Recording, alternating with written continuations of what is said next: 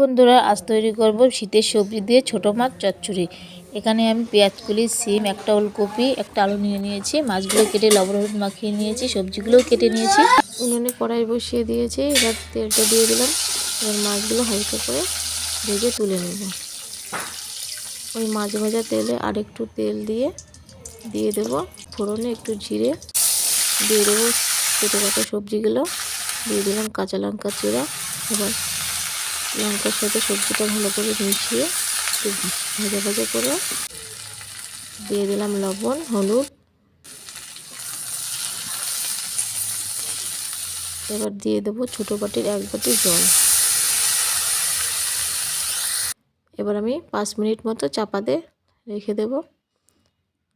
5 minute পর চাপা খুলে দিয়ে দেব ভাজা মাছগুলো। সবজির সাথে মাছটা ভালো করে মিশিয়ে নেব।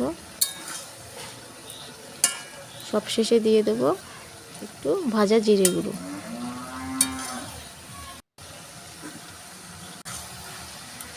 জিরে গুঁড়োটা ভালো করে মিশিয়ে নেব। এই দেখো বন্ধুরা, কত সুন্দর কালার চলে এসছে।